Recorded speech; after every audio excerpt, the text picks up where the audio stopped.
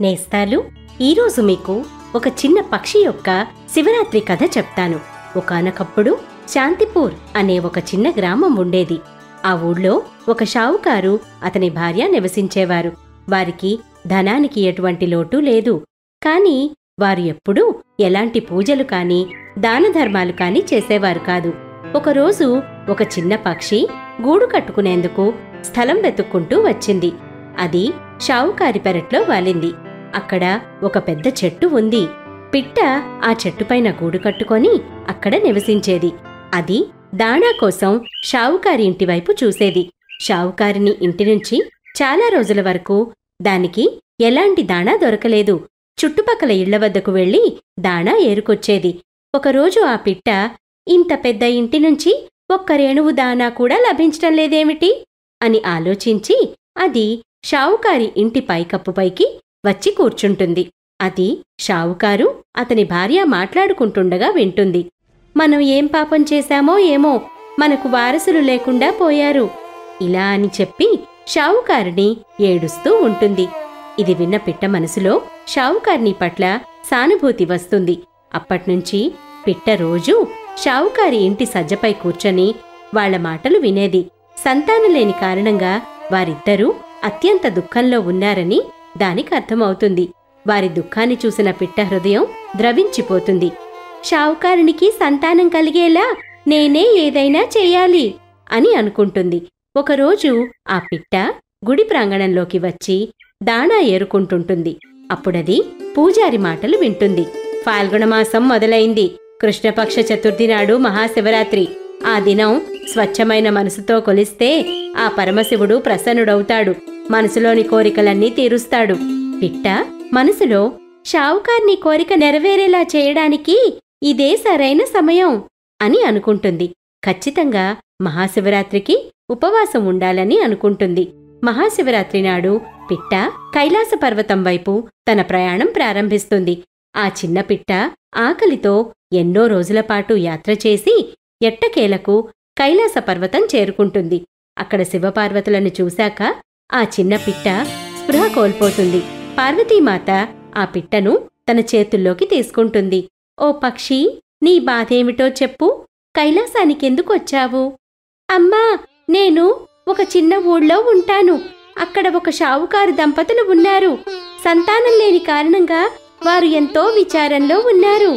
ఆ షావుకారిని సంతానం లేక బాధపడుతుంటే చూడలేకపోతున్నాను. వారికి సంతానం కలగాలనే కోరికతో ఇక్కడికి వచ్చాను. పిట్ట ప్రార్థన విన్నాక దాని నిష్కల్మషమైన మనసు చూసిన పార్వతీమాత మనసు కరిగిపోతుంది. పరమశివునితో, స్వామి, షావుకారు దంపతులకు సంతానయోగం ఉందా లేదా అంటుంది. పార్వతి, వారికి సంతానయోగం లేదు. ఎందుకంటే వారెప్పుడూ ఎలాంటి దానధర్మాలు, పుణ్యకార్యాలు, పూజలు చెయ్యలేదు. అందువల్లనే వారు సంతానహీనులు. స్వామి, ఈ చిన్న పక్షి ఎంతో దూరం నుంచి వారిద్దరి కోసం వచ్చింది. దీనిని వట్టి చేతులతో పంపించలేను. పార్వతి, ఇది సంసార సాగరం. ఇక్కడ ప్రతివారు ఏదో ఒక విషయంపై బాధపడుతూనే ఉంటారు. నువ్వు ఎందరి బాధ తీర్చగలవు చెప్పు? మాతా పార్వతి ప్రతి ప్రాణి యొక్క బాధను అర్థం చేసుకోగలదు. ఆ చిన్న పక్షి యొక్క నిజమైన ప్రేమ, విశ్వాసాన్ని గుర్తించగలిగింది. అందుకని ఆమె శివునితో, ఈ పక్షి ఎంతో దూరం నుండి మన దగ్గరకు చాలా ఆశతో వచ్చింది. దీన్ని వట్టి చేతులతో పంపించలేం. పక్షి యొక్క నిస్వార్థ గుణానికి శివుని మనసు కూడా కరుగుతుంది. నేను దీని నిష్కల్మషమైన మనసు, నిజమైన భక్తికి ప్రసన్నుడనయ్యాను. షావుకారునికి 9 నెలలలోపు సంతానం కలిగేలా వరమిస్తున్నాను. కాని సంతానం కలిగాక వారు పుణ్యకార్యాలు, దానధర్మాలు, పూజలు చెయ్యాలి. ఇది విన్న పక్షి ఎంతగానో సంతోషిస్తుంది. పక్షి శివపార్వతుల ఆశీర్వాదం తీసుకొని అక్కడ్నుండి వెళ్ళిపోతుంది. కాలం గడుస్తుంది. షావుకారిని గర్భవతి అయిందని తెలిసి వారి సంతోషానికి అవధులుండవు. ఈ మాట విన్న పక్షి సంతోషంలో మునిగిపోతుంది. 9 నెలల తర్వాత షావుకారునికి అందమైన బాబు పుడతాడు. వారింట్లో సంతోషం వెల్లివిరుస్తుంది. పిల్లవాడు తినగా మిగిలిపోయిన ఆహారాన్ని పక్షి పాత్రల్లోంచి ఏరుకొని తినేది. అలా కాలం గడుస్తుంది. చూస్తుండగానే పిల్లవాడు 5 ఏళ్లవాడవుతాడు. 5 మహాశివరాత్రులు వచ్చి వెళతాయి. కాని షావుకారు దంపతులు దానధర్మాలు పూజలు ఎలాంటివి చేయడం లేదు. ఇది చూసిన పక్షి విచారంతో ఉంటుంది. నేనే ఏదో ఒకటి చెయ్యాలి, షావుకారు దంపతులు భగవంతుణ్ణి ధ్యానించేలాగా చెయ్యాలి అని అనుకుంటుంది.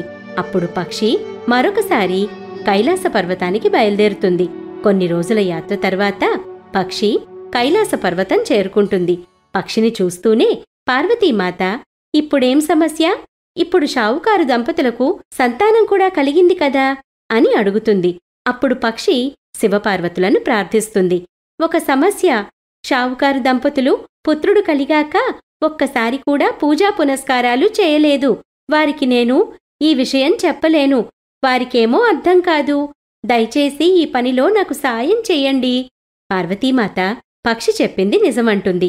కాని ఆ విషయం వారికెలా అర్థమవుతుంది? అప్పుడు పక్షి, మీరిద్దరూ జీవితంలో వారెంత పెద్ద తప్పు చేస్తున్నారో వారికి తెలిసేలా చెయ్యండి. శివపార్వతులు పక్షి యొక్క నిజమైన మనసును అర్థం చేసుకుంటారు.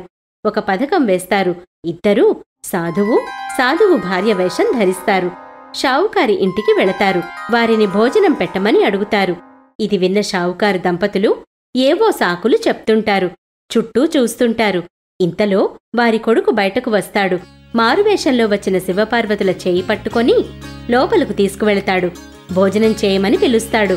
పుత్రుని మంచి మనసు చూసిన షావుకార్ని కూడా మనసు మార్చుకుంటుంది. శివపార్వతులకు భోజనం వడ్డిస్తుంది. భోజనం చేసి వెళ్లబోతున్న శివపార్వతులతో షావుకారు దంపతులు వినమ్రంగా, మా వల్ల ఏదైనా పొరపాటు జరుగుంటే మమ్మల్ని క్షమించండి. నేస్తాలు, ఇప్పటి వరకు మీరు ఈ వీడియో చూస్తున్నట్లయితే మీరు ఏ ప్రదేశానికి చెందినవారో తెలియచేయండి. ఎందుకంటే ఈ సమాచారం మీకు ఇష్టమైన వీడియోలు తయారు చేయడానికి మాకు ఎంతగానో సహాయపడుతుంది. అప్పుడు భోలేనాథుడు అతనితో, నిజానికి నువ్వు చాలా పెద్ద తప్పే చేస్తున్నావు అని అంటాడు. ఇది విన్న షావుకారి భార్య బాధపడుతుంది. వారి తప్పేమిటో తెలియజేయమని అడుగుతుంది. ఈ బాలకుడు మీ రాతలో ఉన్నాడని మీరనుకుంటున్నారు. కాని ఇతను ఒక చిన్న పక్షి భక్తి యొక్క ఫలితంగా మీకు లభించాడు. ఆ పక్షి మీకు సంతాన సుఖాన్నిచ్చింది. కాని మీలో భక్తిభావం వచ్చేలా చెయ్యలేకపోయింది. నేటినుంచి మీరు దానధర్మాలు, పుణ్యకార్యాలు, పూజలు చెయ్యండి. పేదలకు భోజనం పెట్టండి. భక్తిలో మీ మనసు లీనం చెయ్యండి. దానివల్ల మీ పుత్రునికి దీర్ఘాయుష్షు లభిస్తుంది. ఇది విన్న షావుకారు దంపతులు ఎంతో పశ్చాత్తాపపడతారు. వారి హృదయంలో భగవంతునిపై భక్తి మొలకెత్తుతుంది. అప్పట్నుంచి పూజలు చేయడం మొదలుపెడతారు. ప్రభువును సేవిస్తుంటారు. మరలా వచ్చిన మహాశివరాత్రికి వారిద్దరూ ఉపవాసం ఉండి భోలేనాథుణ్ణి విధిపూర్వకంగా పూజించి ఆయన ఆశీర్వాదం పొందుతారు.